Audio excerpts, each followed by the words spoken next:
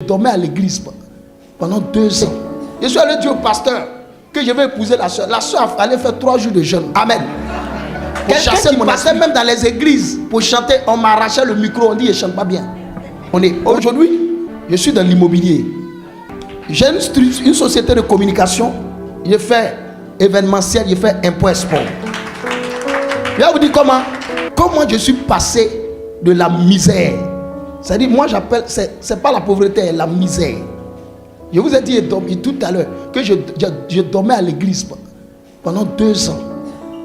Et il y a un homme de Dieu qui est venu chez nous à l'église. Moi j'étais à l'église Pentecôte. Il est venu chez nous à l'église pour faire un programme d'une semaine. Il a commencé un lundi et le vendredi c'était une veillée. Et le vendredi, il a dit qu'il y a des gens ici qui sont dans des liens de parenté. Il y a un lien de pauvreté dans leur famille qui fait que vous ne pouvez pas atteindre un certain niveau de bénédiction, d'élévation. Il a lancé l'appel. Je me suis senti interpellé. Il a commencé des offrandes. Il dit que pour briser cette malédiction, ce n'est pas une question de prière et jeûne. Non. Parce que c'est la loi. La loi. Il faut poser un acte. Il faut bâtir un hôtel pour briser l'hôtel qui a été bâti. Donc, il a commencé par 1 million. 1 million, c'est 1500 €. Et il est descendu jusqu'à, il dit, dernier c'est 100 000. Il faut faire un sacrifice. J'étais assis là, je vous assure, même pour voir 1000 francs CFA, c'est-à-dire moins de 2 €, je peux passer une semaine sans voir 2 €. Bon, je convertis ça au fait. Et puis lui, il parle de 100 000, ça fait 150 €. Donc, j'étais assis là. En ce moment, je chantais dans le groupe musical. Le Saint-Esprit me dit, lève-toi, va prendre l'enveloppe. Je me lève, je vais partir. Il y a mes collègues du groupe musical qui me demandent, tu vas où? Je dis non, je m'avais pissé. Je suis sorti. Je suis revenu me rasseoir. Je m'assois. La voix me dit encore, lève-toi, va prendre l'enveloppe. Je dis, mais comment je vais avoir 100 000 francs? C'est ça. J'ai entendu parler de ça, mais je n'ai jamais vu ça. La voix me répète encore, lève-toi, va briser la malédiction. Je me lève. Il y a une qui me demande, tu vas où? Je dis, je m'en vais prendre l'enveloppe. Elle dit, toi tu es déjà maudit. Et tu t'en vas prendre encore malédiction pour mettre sur ta tête. Ça dit, tout le monde m'avait déjà fiché. Tout le monde. Ça dit, on me voyait comme quelqu'un qui allait rester comme ça. Quelqu'un dont les gens ont pitié. On lance des pièces sur moi.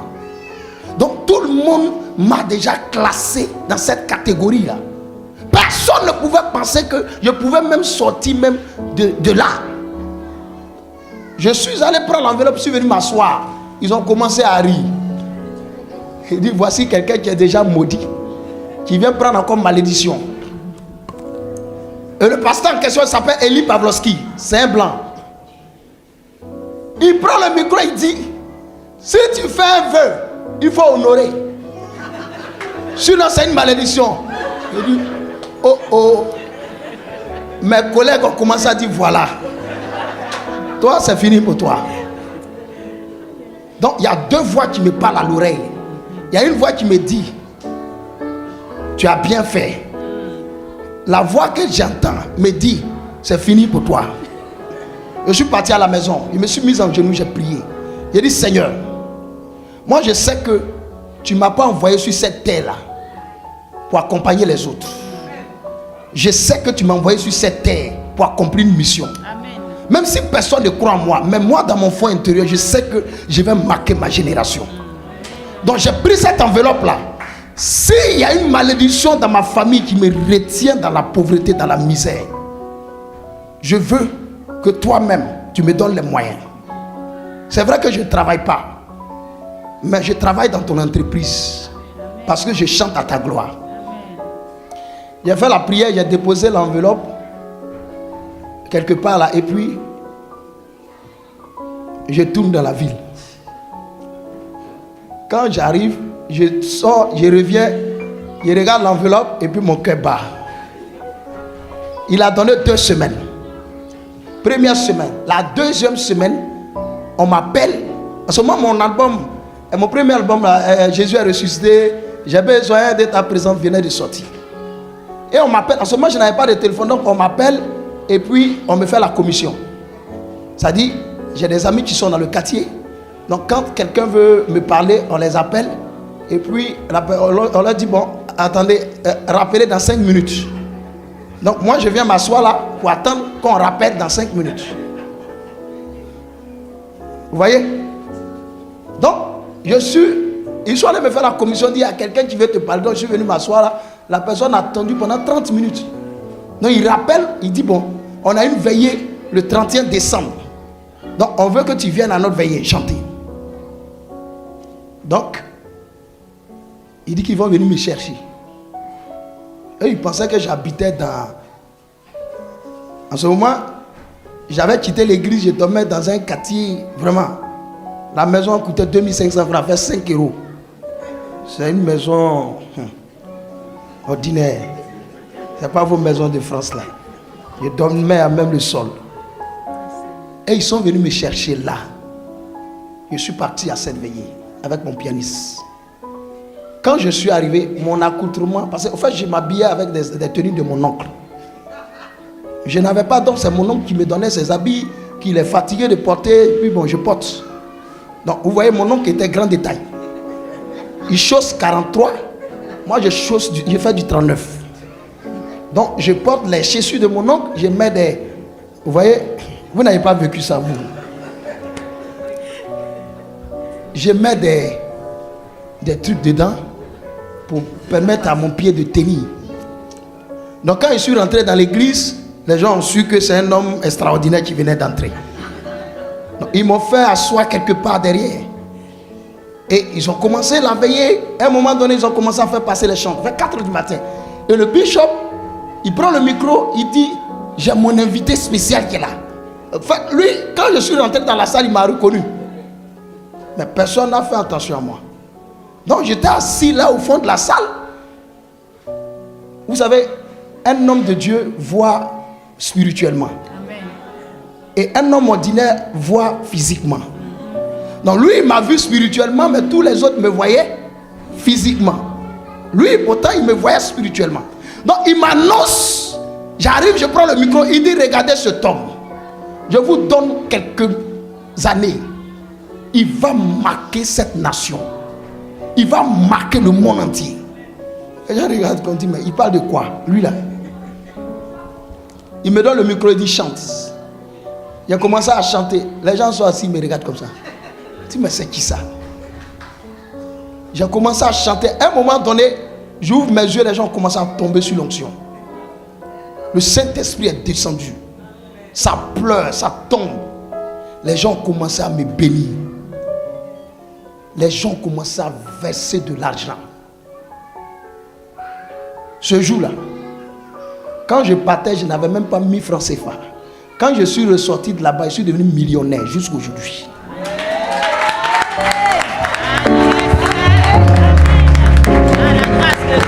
Jusqu'aujourd'hui. Jusqu'aujourd'hui. Mon histoire a changé radicalement. Jusqu'aujourd'hui. Quand je suis reparti, il devait payer 100 000, j'ai payé 300 000 francs. Là, je voulais encore. Il a vu que c'est bon. Amen. Donc, il a payé 300 000 francs. Donc, ce pasteur, il cherchait partout, il a programmé et puis il m'a donné l'argent. Mais Dieu a changé des choses qui m'ont étonné. Aujourd'hui, je suis dans l'immobilier. Si vous arrivez à Abidjan, mes panneaux sont partout. Dans toute la ville d'Abidjan. Le frère qui m'a accompagné, il lui a donné le catalogue. Nous sommes en train de construire une cité de 619 logements à Benjaville. 619 logements. Comment ça a été possible? J'ai une société de communication. Je fais événementiel, je fais import-export. Je vends carreaux. Je vends les sanitaires. Je prends en Turquie. Vous ne pouvez pas imaginer. Amen. La banque, la générale, j'ai dit le nom parce qu'on est sur internet, vous pouvez vous renseigner. Ils sont venus visiter notre cité il y a un mois. Ils ont commandé 200 maisons avec nous. Et cette société-là, elle existait, mais la propriétaire avait toutes sortes de problèmes. Donc comme Potiphar, elle avait besoin de la faveur. Quand elle m'a vu, elle dit, je veux que tu sois actionnaire. Et je veux que tu rentres dans mon entreprise. Quand je suis rentré dans l'entreprise, tout a changé. Tout a changé. Les clients, les banques qui refusaient de la financer, aujourd'hui, toutes les banques nous courent après. Amen. Quelqu'un qui partait même dans les églises pour chanter, on m'arrachait le micro, on dit, il ne chante pas bien. Aujourd'hui, tous les hommes de deux coups de rame, ils veulent payer maison. Amen. On me demande pardon même. Avant-hier, il y avait une réunion chez mon père spirituel. Le bishop Niazali dit demain il sera là. Je suis parti à la réunion. J'étais au bureau en réunion, donc je n'ai pas vite fini. Je suis arrivé à la fin de la réunion. Quand je suis venu, quand j'ai garé la voiture, tout le monde regarde la voiture. Qui est dans la voiture? Quand je suis sorti, il dit ah, c'est le même Dieu, nous tous sommes pris là. Il dit oui, c'est le même Dieu. C'est Jésus-Christ de Nazareth. Amen. Amen. Alors, bien-aimés frères et sœurs, je suis venu nous encourager à nous accrocher. Amen. Et vous savez pourquoi il y avait la malédiction dans ma famille? C'est plus tard que l'un de mes oncles m'a expliqué le problème. Mon père qui m'a mis au monde était très riche. Mon père, il est mort quand j'avais 2 ans. Il a eu beaucoup d'argent, il a fait n'importe quoi avec l'argent. Et il est mort dans la fleur de l'âge. Il est mort à 37 ans, je crois. Et chez nous, si tu deviens riche, tu meurs vite. Si tu restes pauvre, tu vieillis. Donc c'est plus tard que l'un de mes oncles va m'expliquer ce qui se passait dans ma famille. Il dit que leur arrière-grand-père était allé au champ et il a découvert de l'or. Vous savez, souvent, il y a des choses que tu vis, tu ne connais pas l'origine. Tu penses que c'est toi qui as posé des actes, mais il y a des actes qui ont été posés avant même ta naissance, qui te suivent. Il dit l'arrière-grand-père était allé au champ, il a découvert de l'or. Donc quand il a découvert de l'or, il est venu au village, il a présenté l'or, c'était assez d'or. Et il a été tué à cause de l'or. Donc son grand frère allait dans le même champ et il a maudit la terre. Il a déclaré que toute sa descendance là, que personne ne soit riche, de peur qu'on les tue dans la fleur de l'âge comme son frère. Que celui qui devient riche là, qu'il meure dans la fleur de l'âge comme son petit frère. Donc voici la malédiction que lui, il allait, l'adoration qu'il allait faire, le sacrifice qu'il allait faire en parlant à la terre, qui a fait que cette malédiction suit toute la famille. Il y a des gens qui ont eu de gros diplômes et ils ne sont rien devenus. Ceux qui ont eu de l'argent, ils sont morts. Et ça nous suivait comme ça. Donc moi, je suis venu ignorant, je ne sais pas ce qui se passe. Je prie, je jeûne, je prie, je jeûne, je prie, je jeûne, je prie, je jeûne. Mais je vois que ma vie de prière s'avance. Ma vie de consécration s'avance. Mais financièrement, zéro.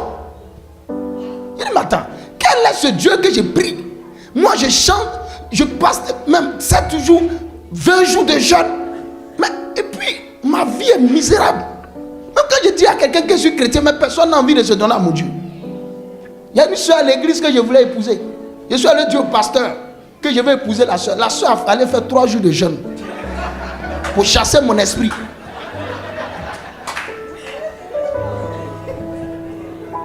Amen. Le pasteur lui dit, mais le frère, il est bien. Il a une vie de prière, il est consacré. Elle dit, ah, même s'il est consacré, malédiction comme ça, je ne peux pas accepter. Bon, plus tard, maintenant, elle veut. C'est là que j'ai vu qu'elle n'était pas jolie.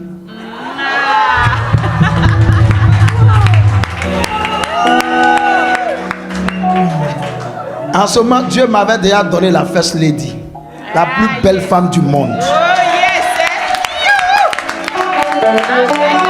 Donc, c'est là maintenant, elle vient, elle dit non, je dis, mais au fait, je m'étais trompé, ce n'était pas la volonté de Dieu. Amen. Que le Seigneur nous bénisse. Amen. Que le Seigneur nous bénisse. Que le Seigneur nous bénisse.